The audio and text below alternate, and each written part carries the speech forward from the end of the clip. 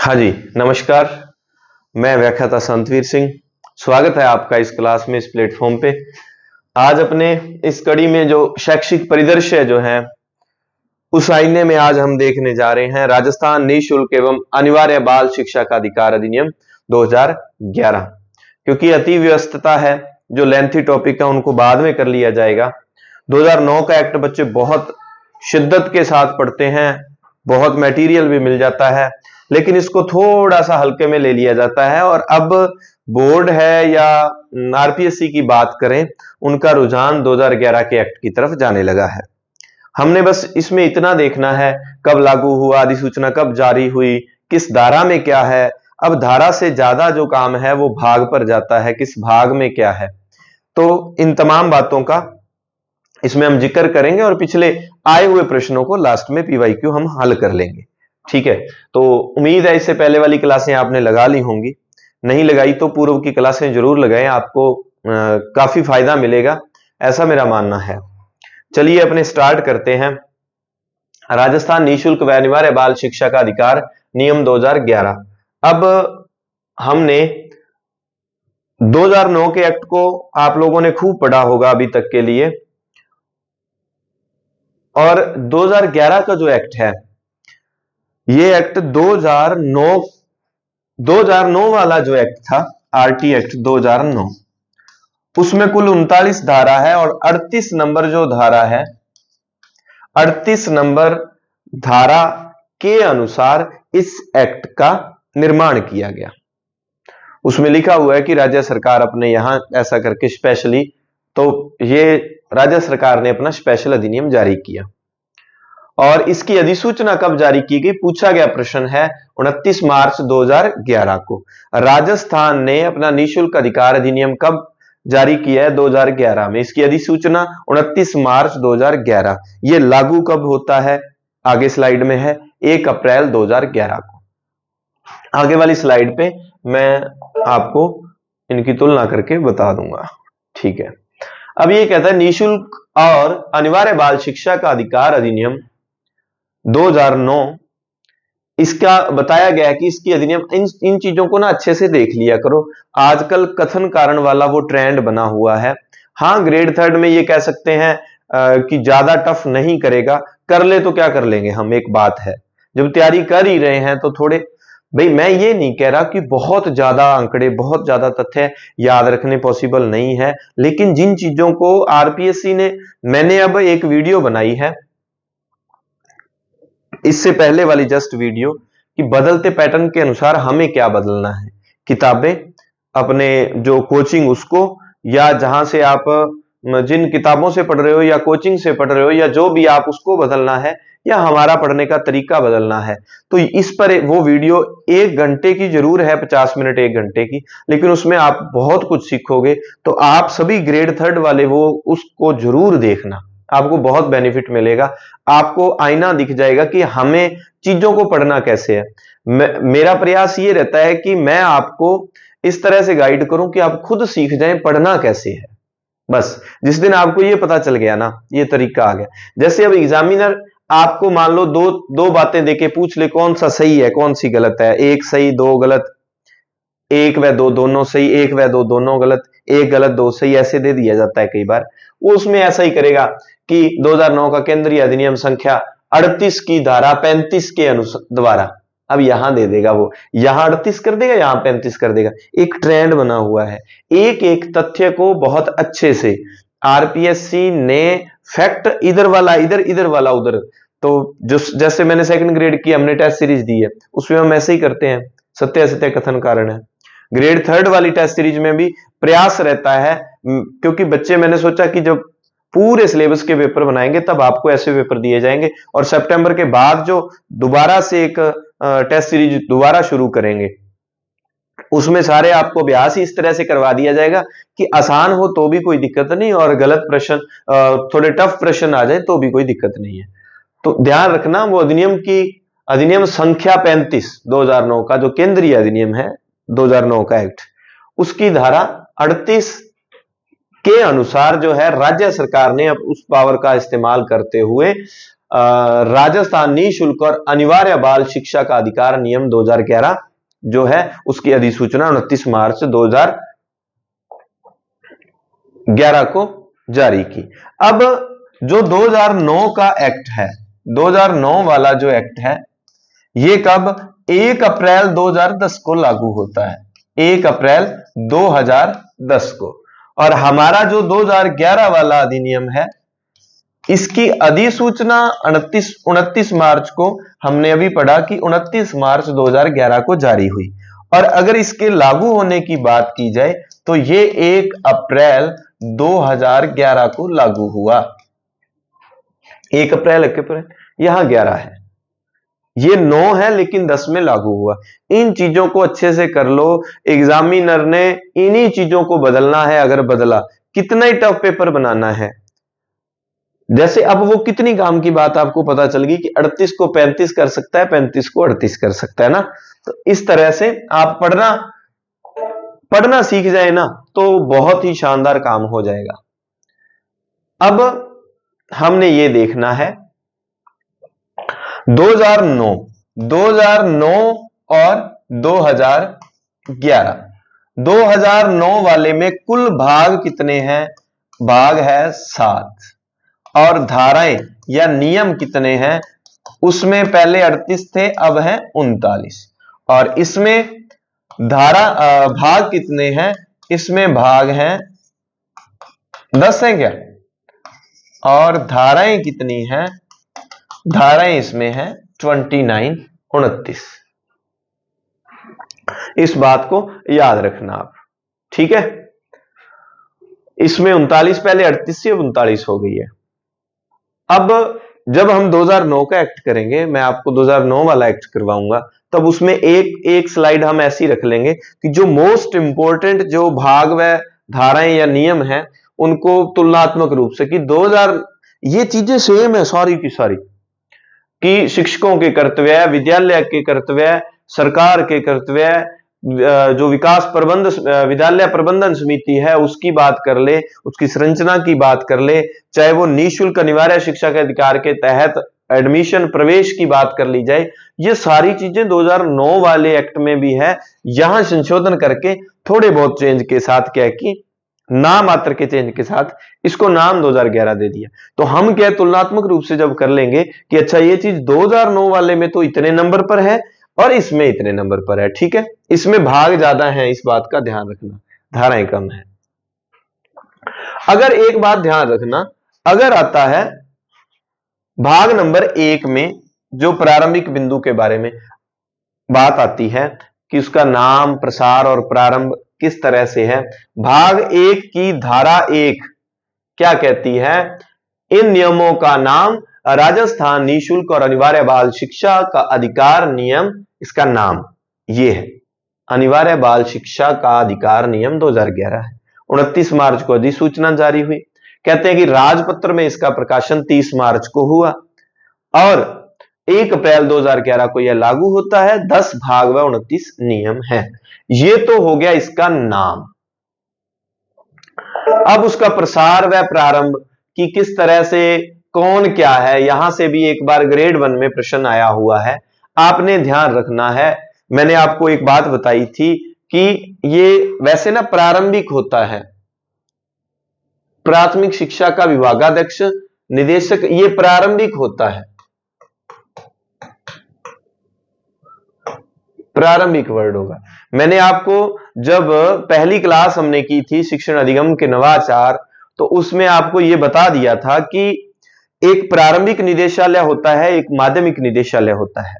और प्रारंभिक निदेशालय, प्रारंभिक जब भी वर्ड आता है ना तो कक्षाएं कौन सी होगी? प्रारंभिक का मतलब है कक्षा 1 से 8, इस बात का ध्यान रखना।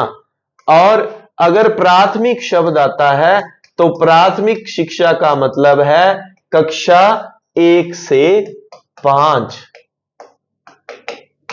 इस बात को अच्छे से आपने ध्यान रखना है। तो प्रारंभिक शिक्षा का निदेशक जो होता है वो प्राथमिक शिक्षा का विभागाध्यक्ष, इसने कहा कि प्राथमिक शिक्षा का विभागाध्यक्ष होता है। प्रारंभिक का कह दो, प्राथमिक का कह दो। और जिला प्रारंभिक शिक्षा अधिकारी जो होता है वो कौन होता है? वो प्रारंभिक शिक्षा के लिए प्रभारी अधिकारी होता है जिले का। जैसे स्टेट की बात आए, राज्य का नोडल प्रभारी कौन होता है? राज्य का नोडल प्रभारी, तो वो अभी मेरी यहां ड्यूटी चल रही है RSCRT उदयपुर में यहां इन दिनों, ठीक है। तो अब ये जो होता है वो राज्य का, जिले का कौन होगा? जिला प्रारंभिक शिक्षा अधिकारी CDEO जिसको हम कहते हैं। और जो निदेशालय स्तर पर जो विभागाध्यक्ष होगा, विभागाध्यक्ष शब्द आ जाए, राज्य का नोडल आ जाए तो उधर चला जाता है, विभागाध्यक्ष आ जाए तो वो क्या आता है? वो प्रारंभिक शिक्षा का जो निदेशक होता है, क्योंकि हमारे एजुकेशन डिपार्टमेंट का मुख्य विभाग क्या है? निदेशालय है, ठीक है। कार्यकारी समिति, किसी विद्यालय के दिन प्रतिदिन के प्रबंध के लिए गठित कोई विद्यालय प्रबंध समिति। अब प्रबंध समिति कौन सी है? हमने SMC में हमने दो तरह की समितियां पढ़ी थी, एक साधारण सभा, दूसरी कार्यकारी समिति में हमने क्या पढ़ा था कि उसमें 21 कुल जो है 16 सदस्य होंगे, 11 निर्वाचित होंगे। अब आप देखेंगे विद्यालय प्रबंध समिति, ये परिभाषाएं दी है कि विद्यालय प्रबंध समिति क्या है? अधिनियम की धारा 21 के अधीन गठित समिति विद्यालय प्रबंध समिति है, जो एक्ट की धारा 21 के अनुसार गठित की गई है। विद्यालय मानचित्रण, सामाजिक दूरी और भौगोलिक दूरी पर काबू पाने के लिए अधिनियम की धारा 6 के प्रयोजन के लिए, अच्छा ये कोई इतना है नहीं, अनइम्पोर्टेंट तथ्य। प्राथमिक विद्यालय, कक्षा 1 से 5 तक शिक्षा प्रदान करने वाला कोई भी विद्यालय उसको प्राथमिक कहेंगे।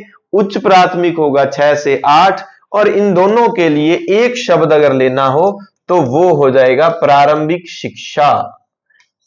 तो ये दोनों विद्यालय प्रारंभिक शिक्षा के अंतर्गत आते हैं। हां जी, अब भाग 2। एक बात ध्यान रखना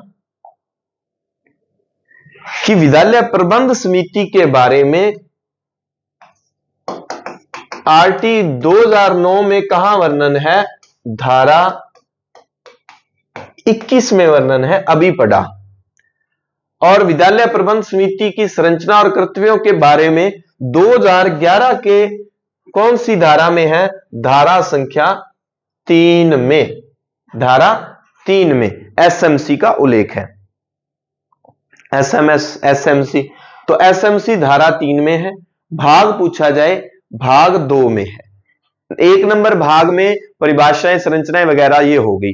अब आपने 2011 वाला अधिनियम में आपने प्रवेश किया। शुरू में किसी भी चीज का इंट्रो होता है, इंट्रो करवा दिया। इंट्रो करवाने के बाद जस्ट काम क्या करेंगे? हम विद्यालय प्रबंध समिति SMC के बारे में पढ़ेंगे कि SMC, क्योंकि हमने ये पढ़ा था SMC का गठन RT एक्ट 2009 की धारा 21 के तहत किया गया है। SMC का गठन 2011 के एक्ट का गठन RT एक्ट 2009 की धारा 38 के अनुसार किया गया है। चीजों को एक साथ अभी क्लियर कर लो कि 2009 की किस धारा के अनुसार 2011 वाला एक्ट बना? धारा 38 के अनुसार। विद्यालय प्रबंध समिति 2009 वाली किस धारा के अनुसार है? धारा 21 के अनुसार। लेकिन 2011 वाले में इसको जगह शुरुआत में ही दे दी, धारा 3, क्योंकि धारा 1 व 2 में तो वो इंट्रो ही चल रहा है, समझ गए। और भाग 2 है ये। भाग 2 में कुल कितनी धाराएं मिलेंगी? धारा 3, 4, 5, ये सारी की सारी भाग 2 में है। 2, 3, 4, 5, 1, 2, 3, 4, 5, 6, 7, 8, 9, 10, 11, 12, 13, वो वाली। तो भाग 2 में SMC का उल्लेख है। अब SMC को हमने SMC को पढ़ा दिया।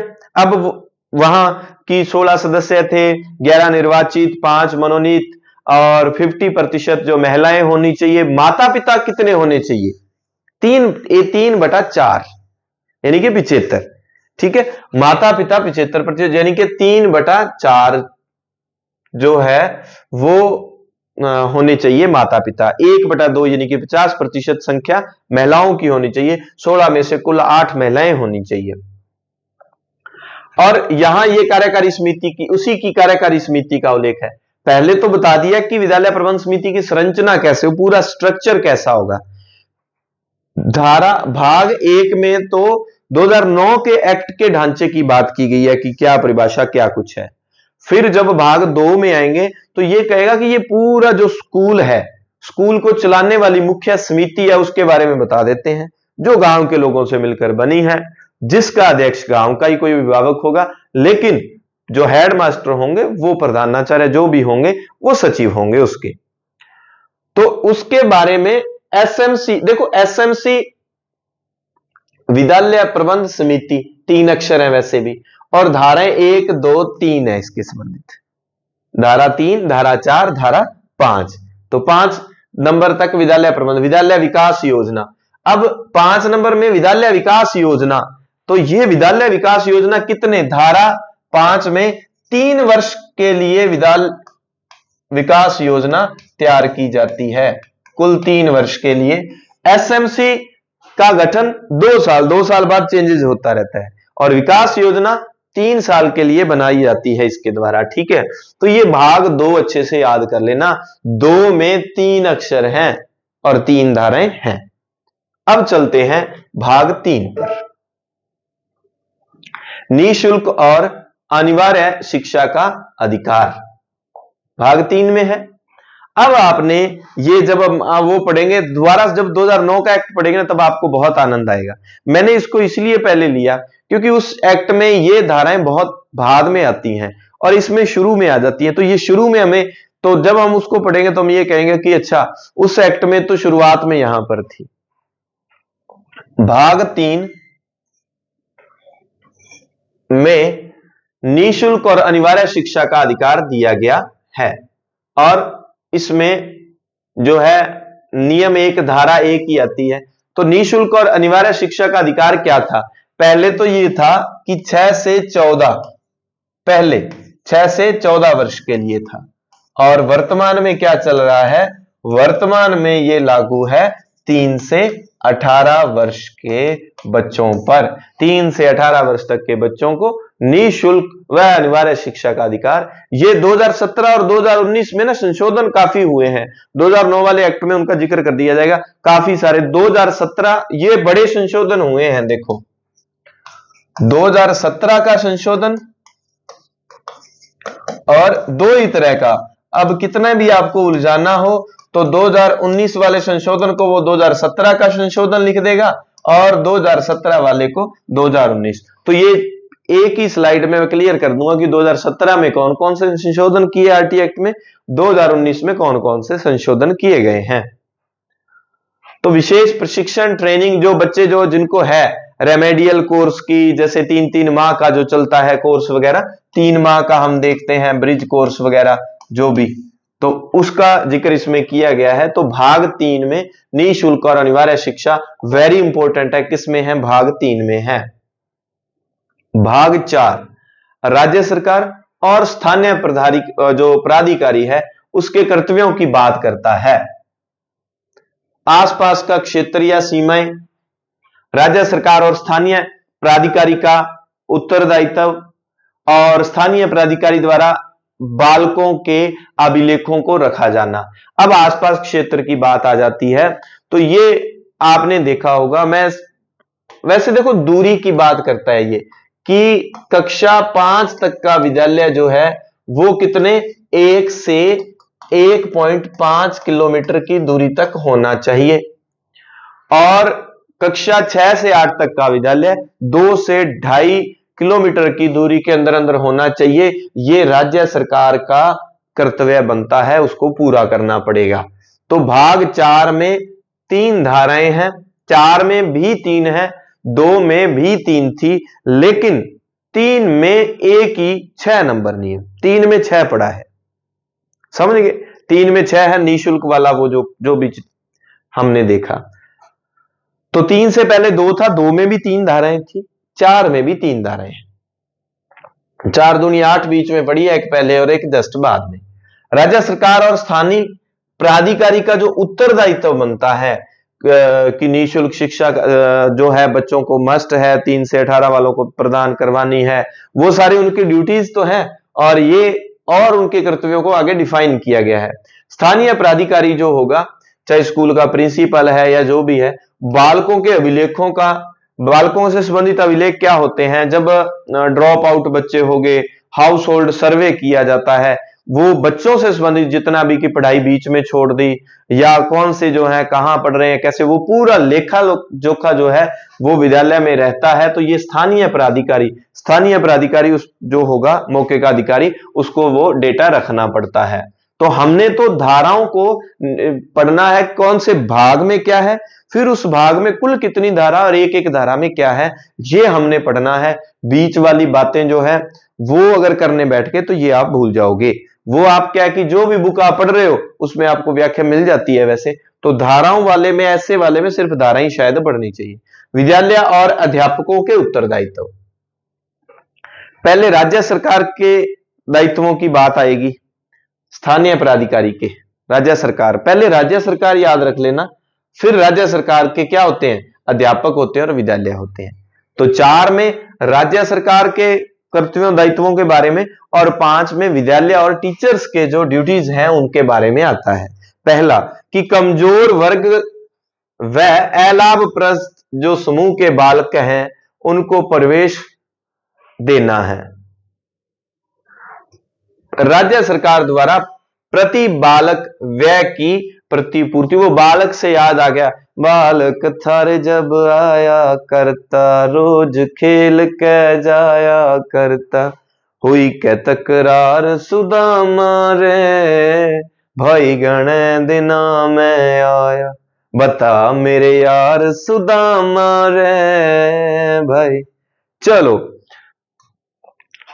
अब राज्य सरकार द्वारा प्रति बालक व्यय की, ये इंपॉर्टेंट है भाई बात काफी। अब आपने देखा होगा कि आरटी एक्ट के तहत 25%, वो भी एक क्लास अपनी इसके जस्ट बाद वाली वही क्लास होगी कि 25% कक्षा 1 में 25% जो विद्यार्थी होंगे उनको निःशुल्क प्रवेश दिया जाएगा, ऐसे ऐसे जो भी होंगे। अब तो उनको फीस तो गवर्नमेंट देगी ना, उन विद्यालयों को फीस का पुनर्भरण कौन करेगी, गवर्नमेंट। किस धारा के अनुसार, धारा 11 के अनुसार कि प्रति बालक, ये 11 एनपी गांव है हमारा, 11 है ना, तो 11 में राज्य सरकार का दायित्व बनता है कि वो बालक की जितनी फीस बनती है वो कौन दे, सरकार दे प्राइवेट निजी स्कूलों को। तो 5 में 10 है, 4 में 8 है, 3 में 6 था, 2 में 4 था, क्या 2 में 3 4 5, तो 2 में 3 धाराएं होंगी तो एक बीच वाली हमने उठाई थी, यहां 4 थी तो 2 और 5 हो गया, 4 में 8 फिर बीच वाली सेंटर वाली आ गई और 7 और 9 हो गया। पहले तो ये स्ट्रक्चर याद करना है, फिर हमें याद रखना है किस धारा में क्या है, तो वो तब याद रहेगा पहले भाग में पता चल जाए क्या है। 5 नंबर में विद्यालय और अध्यापकों के उत्तरदायित्व है, फिर तो आप थोड़ा सा क्या कि सेंस के अकॉर्डिंग भी कि हाँ धारा 5 में तो विद्यालय और जो शिक्षकों के बारे में है, तो राज्य सरकार वाली कोई भी बात वो देगा तो आप कह दोगे कि नहीं ये तो है ही नहीं, उसमें आएगा ही नहीं। ठीक है, कमजोर वर्ग वाले जो बच्चे हैं, SC ST वाले हैं, उनके एडमिशन के लिए बात की गई है। अब आप देखेंगे धारा 5 में कुल कितनी धाराएं हैं, भाग 5 में 1 2 3 4 5 6, 5 में कुल 6 धाराएं हैं। 5 में कुल कितनी धाराएं हैं, 6 धाराएं। 2 में भी 3 धाराएं थी, 4 में भी 3 थी, लेकिन 3 में एक ही 6 धारा थी, और 5 में कुल 6 धाराएं हैं। इसमें अब विद्यालयों के दायित्व भी हैं और अध्यापकों के भी हैं, अध्यापक विद्यालयों के। पहले 2 हमने पढ़ लिए। आयु के सबूत के लिए दस्तावेज, 11 में क्या था कि फीस का पुनर्भरण राज्य सरकार करेगी। आयु के सबूत के लिए दस्तावेज, पहले तो अस्पताल जो होता है, हॉस्पिटल, अस्पताल का कोई भी अभिलेख वो मान्य हो जाएगा। फिर आंगनवाड़ी, आंगनवाड़ी का रिकॉर्ड भी मान्य होगा 1 नंबर पे, 2 नंबर पे, और 3 नंबर बात कर लेते हैं हम माता पिता द्वारा आयु की घोषणा।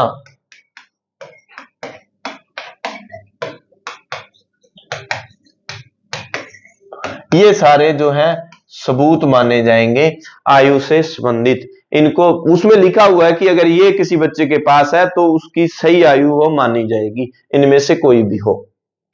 प्रवेश के लिए विस्तारित कालावधि।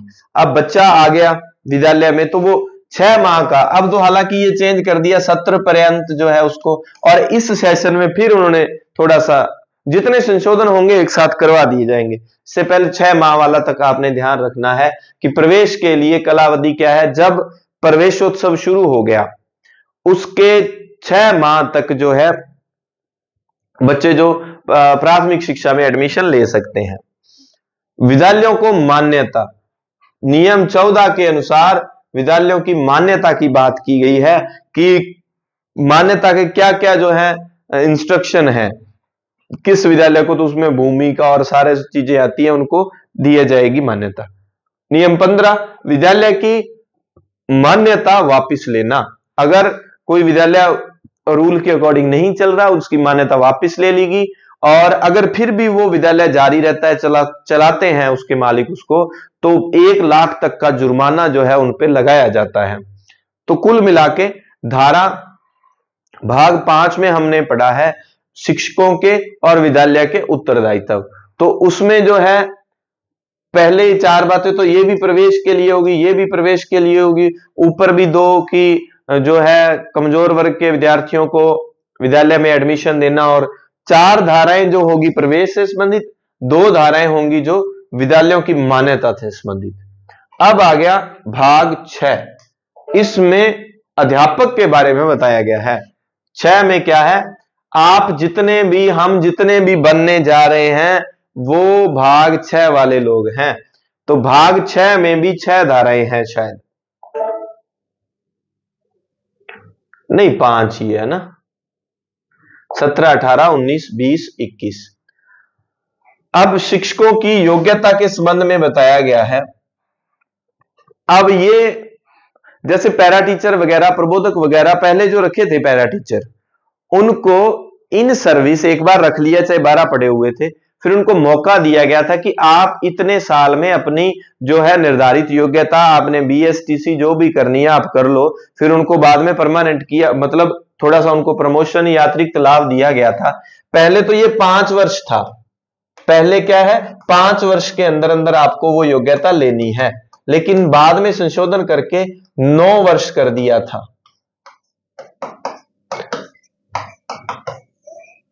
ऐसा कि अगर उनके पास वो योग्यता निर्धारित योग्यता नहीं है तो वो ये क्या है कि इतने साल में वो अपनी योग्यता ले ले, तो उसको वो जो एक बीएड बीएसटीसी वाले टीचर होते हैं उनके बराबर रखा जाएगा। ठीक है, वो शायद पैरा टीचर के बाद प्रबोधक बनाए गए थे, तो इस तरह से वो पुराना मसला है, नए स्टूडेंट्स शायद ही जानते हो। हाँ, किसी के पापा किसी के जो पेरेंट्स में से कोई हो प्रबोधक तो वो अच्छे से जान सकते हैं उनसे पूछ के। न्यूनतम और अर्हताओं का अर्जित किया जाना, तो वो यही है कि आपको इतने में अर्जता जो है योग्यता अपनी हासिल करनी है। तो ये अध्यापक के संबंधित भाग 6 में धारा 17 और 18 में जिक्र किया है। फिर बात आती है 19 में, जो वेतन मिलता है। बहुत शानदार तरीके से पढ़ लो, ये आपको अपने आप में कि वेतन जो अपने 8वां वेतन आयोग लग गया ना भाई, तो 2 साल पूरे करने के बाद 3rd ग्रेड टीचर भी क्या है लगभग 1 लाख के आसपास ठहरा करेंगे। देखना आप, जिनको अभी मेरे बराबर जितनी सर्विस हो गई, अब वो 3rd ग्रेड टीचर हैं, मान लो 9-10 साल उनको हो गए, और फिर वो हम कहें कि 8वां वेतन लग जाए तो तनख्वाह। मैं जब तैयारी किया करता था तो अपने जोशी सर हिस्ट्री के हैं, काफी विद्वान हैं, तो सूरतगढ़ में जोशी सर, तो जोशी सर जो है कई बार ये कहते थे, मेरे को छोटे भाई की तरह रखते थे वो, तो क्या तेरा भाई सिलेक्शन हो जाएगा क्या, देख ले सिलेक्शन करवाना है, 70,000 रुपए तनख्वाह होगी। तो हालांकि अब तो उससे कहीं ज्यादा होगी, तो 70 होगी, तो 70,000 जो है ना वो अपने आप में इतना मोटिवेट करता था कि आज तो 70,000 सुन के ही ना 2-4 दिन तो क्या है। हालांकि कुछ बच्चे बहुत सारे ये भी मानेंगे, जब एक बेरोजगारी में होते हैं, हम स्ट्रगल कर रहे होते हैं, पैसे सब कुछ नहीं, पैसा बहुत कुछ है। आपको लोग कितनी इज्जत देते हैं ये पैसा तय करता है। ज्यादातर 100 में से कोई एक होगा जो आपके ऐसे दौर में भी आपके साथ खड़ा रहता है, अन्यथा दुनिया बहुत मतलबी है। दुनिया को क्यों दोष देना, हर कोई ऐसा ही है। लगभग 100 में से एक आध आपको मिलेगा निस्वार्थ भाव के साथ आपके साथ है, उसको ये लगता है कि बस मैंने भाई सहयोग करना है, साथ देना है। तो बहुत सारे लोग कह देंगे नहीं हमें सर पैसा नहीं चाहिए, पैसे के लिए नहीं। नहीं, क्यों नहीं चाहिए?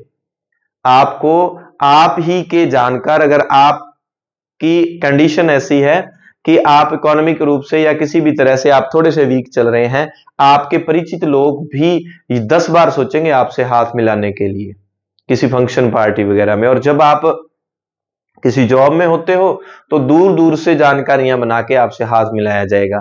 ये दुनिया का दस्तूर है, मैंने भी फेस किया है, आप भी फेस कर रहे होंगे, आगे भी फेस करेंगे। यही दुनिया है, यही जाल है, यही मोह माया है, और इसी में सब फंसे रहते हैं प्रभावित करने के चक्कर में, ये वो। तो ये सच है। और मत उम्मीदें पाला करो ज्यादा किसी से, फिर आप हर्ट हो जाते हो। मैंने उससे ये सोचा था, ये करेंगे, वो मेरे साथ मेरे सहयोग करिए, वो फिर एकदम से उम्मीदें टूटती है, फिर शीशा हो या दिल आखिर टूट ही जाता है ना।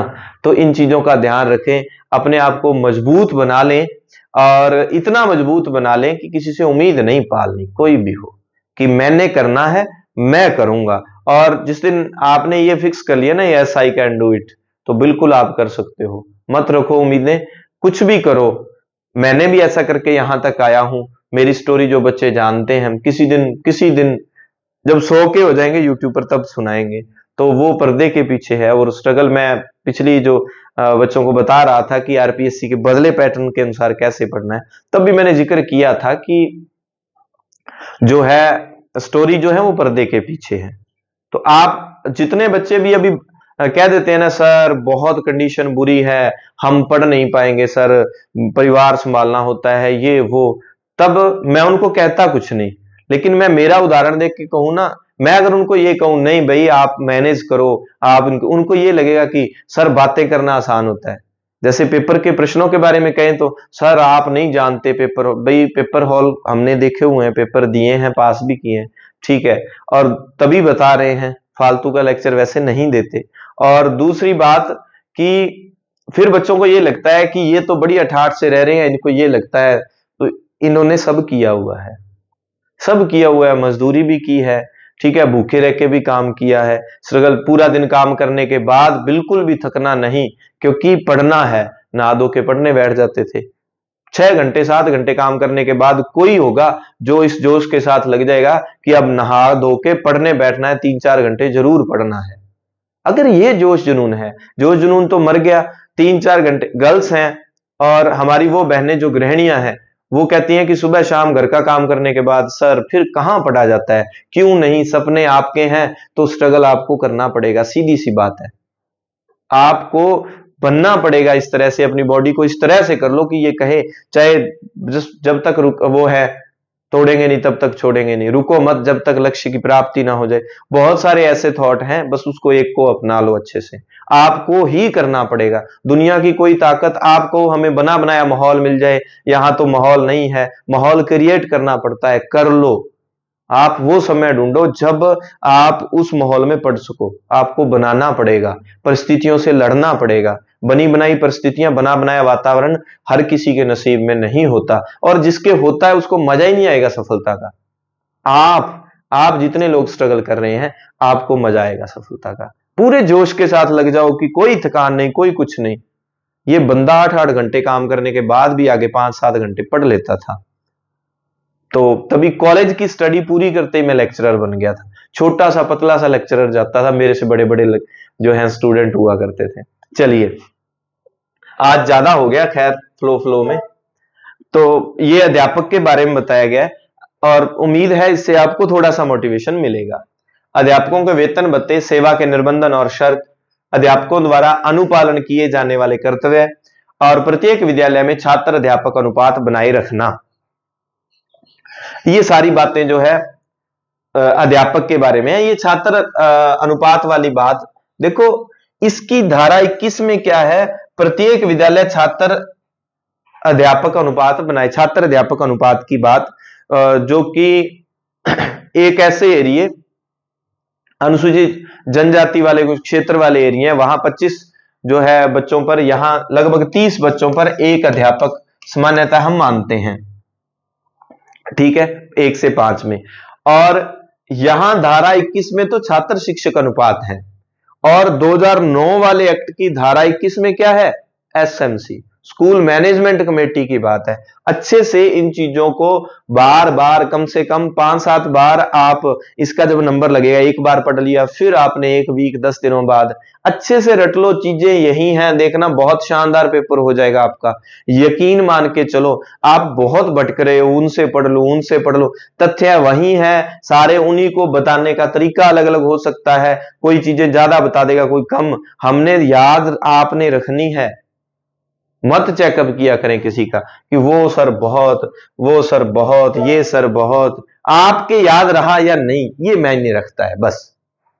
पाठ्यचर्या और प्रारंभिक शिक्षा पूरा होना, भाग 7 में बात की गई है शैक्षणिक प्राधिकारी की, और प्रमाण पत्र प्रदान करने की बात है भाग 7 में, नियम 22 और 23 में, कि ये जो पाठ्यचर्या और प्रारंभिक शिक्षा पूरा करवाना इनका प्राधिकारी का एक ड्यूटी बन जाती है।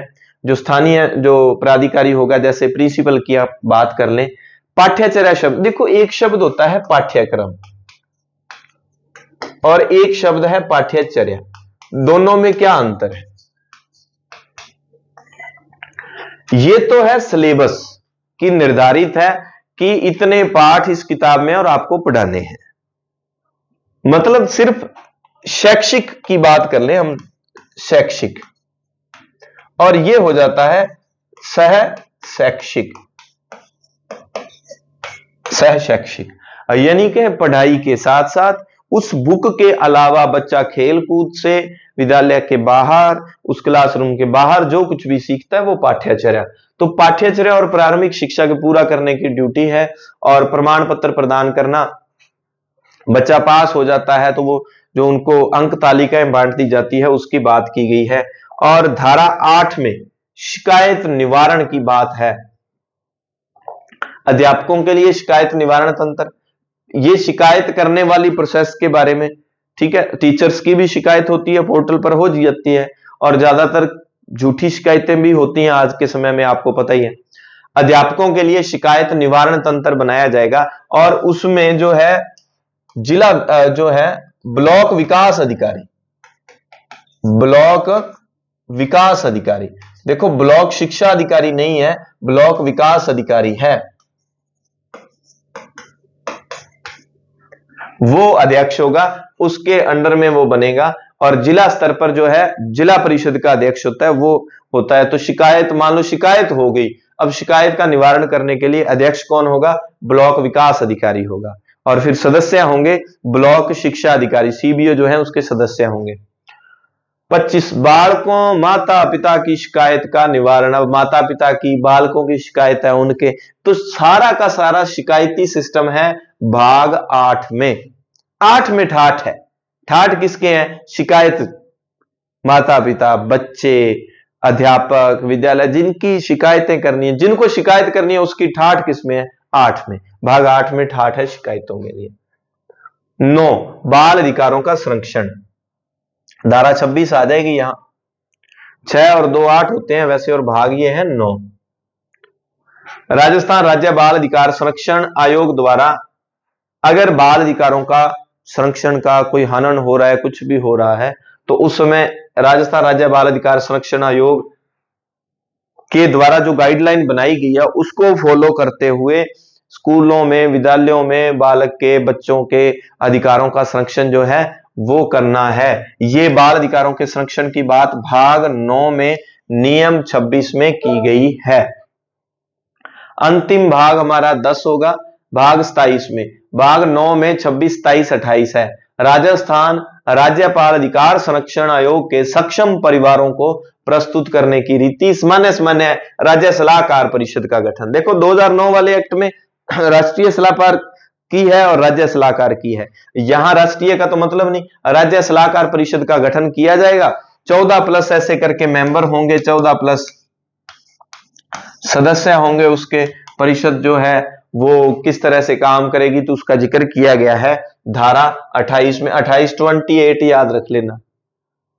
आरटी एक्ट की 28 बहुत इंपॉर्टेंट है, बहुत ही इंपॉर्टेंट है। अब वो आप देख लेना, तुलना करके जरूर देखना। भाग 10 में प्रकीर्ण शंकाओं के निराकरण से संबंधित है। कुल 29 धाराएं हैं। अभी हम पीवाईक्यू करेंगे, ज्यादा बड़ी क्लास नहीं है, तो सामान्यतः ये चीजें जो है ना, धाराओं को रट लेना। राजस्थान आरटी अधिनियम में कितने भाग व कितनी धाराएं हैं ये बताएंगे।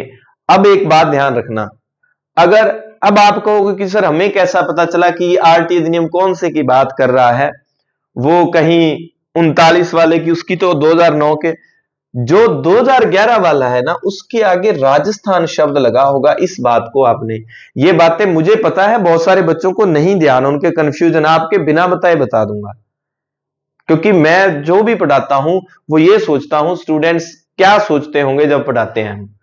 तो ये 10 भाग और 29 धाराएं हैं इसमें। नेक्स्ट प्रश्न, प्रश्न संख्या 2, राजस्थान आरटी नियम 2011 के अनुसार प्रतिपूर्ति वर्ष में 2 बार सीधे विद्यालय को की जाएगी। प्रतिपूर्ति, हाँ विद्यालय की बात, प्राचार्य को क्या कौन सी पूर्ति करनी है, प्राधिकरण खंड विकास नहीं, विद्यालय को जो है पूर्ति करनी है।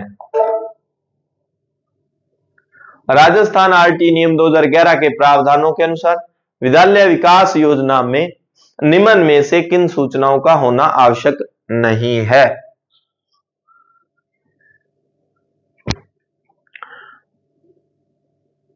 कक्षावार नामांकन, अतिरिक्त शिक्षकों की आवश्यकता अनुसार संख्या, और वर्षवार अतिरिक्त वित्तीय आवश्यकता, बैंक खातों के विलेख।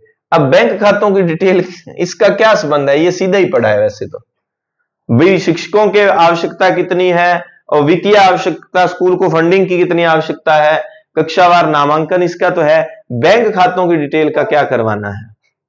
तो ये विद्यालय विकास योजना का हिस्सा नहीं है। कितने समय के लिए बनती है विद्यालय विकास योजना? 3 वर्ष के लिए। किस भाग में है ये कमेंट करके बताओ, किस भाग में है और किस अधिनियम में है। अब याद करो, एसएमसी, एसएमसी वाला भाग 2, उसमें कुल 3, 4, 5 3 अधिनियम थे, 3, 4, 5। तो उसमें 5 नंबर पर धारा पर जाओगे आप, तो उसमें विद्यालय विकास योजना। तो ये फिक्स आपको याद रख लेना है कि विद्यालय विकास योजना धारा की या नियम की बात करेंगे तो ये 5 हो जाएगा, और अगर भाग की बात करें किस भाग का हिस्सा है, भाग 2 हो जाएगा। इस तरह से आपको चीजें रटनी है। नेक्स्ट, राजस्थान आरटी नियम 2011 में कितने भाग हैं? सामान्य है 10 भाग हैं भाई। वो तो दिया ही नहीं, कंफ्यूज कैसे हो जाएगा बच्चा, 7 तो देते ही नहीं है ये ऑप्शन में। राजस्थान आरटी नियम किस वर्ष में अधिसूचित किया गया? कब किया गया? अधिसूचित, लागू सब कुछ 2011 ही है, और आरटी एक्ट 2009 लागू 2010 में होगा। अच्छा, टिक भी लगाना होता है। सर आपने टिक नहीं लगाया, सीधे ही चला दिया, फिर पता नहीं। राजस्थान आरटी अधिनियम में कितनी धाराएं हैं भाई? टिक लगा देते हैं, बताओ 25 पर लगा दें, चलो 29 पर लगा देते हैं। अब आप कमेंट करके बताओ धारा 25 में क्या है, 25 में क्या है। आरटी के प्रावधानों के अनुसार राज्य के नोडल अकादमिक प्राधिकारी कौन होंगे? ये रहे, राज्य के नोडल अधिकारी कौन होंगे? ये जो हमें घुमाते रहते हैं, बढ़िया ट्रेनिंग देते रहते हैं। झीलों की नगरी उदयपुर में अभी हम चल रहे हैं, ठीक है। तो ये हैं इसके नोडल अधिकारी। अब मैं आपको एक और तरीका बता सकता हूं इनको याद रखने का। अब जैसे कि किस भाग, पहले आपने ना भाग याद करने हैं। पहले भाग में क्या है, जैसे प्रारंभिक वर्ड आपने पकड़ लिया, पहले भाग में प्रारंभिक, दूसरे में विद्यालय प्रबंध समिति। आपने ध्यान रखना है कि प्रारंभिक काम, प्रारंभिक समिति, यहां से समिति ले लो, तो प्रारंभिक शिक्षा का काम एक समिति द्वारा, प्रारंभिक समिति और निशुल्क, 3 शब्द उठा लो, प्रारंभिक समिति निशुल्क। कि प्रारंभिक स्तर पर समिति की बात करेंगे जो कि निःशुल्क शिक्षा की बात करती है। प्रारंभिक स्तर पर समिति द्वारा निःशुल्क शिक्षा की बात की गई। तीन भाग हो गए। फिर अगले में आप क्या करो, राज्य सरकार व अध्यापकों के उत्तरदायित्व।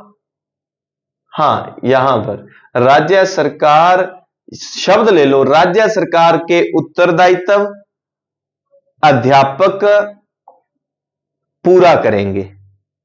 ठीक है भाई, प्रारंभिक स्तर पर निःशुल्क शिक्षा कौन दे रही है? प्रारंभिक स्तर पर समिति द्वारा निःशुल्क शिक्षा दी जा रही है। तो राज्य सरकार क्या कर रही है? राज्य सरकार के उत्तरदायित्व अध्यापक पूरा करेंगे। 4 भाग हो गए, पाठ्यचर्या और प्रारंभिक शिक्षा। पूरा शब्द ही लेना है अध्यापक, ऐसा ही लिखा आएगा उसमें, ऐसा ही लिखा आएगा। 7 भाग हो गए। देखो,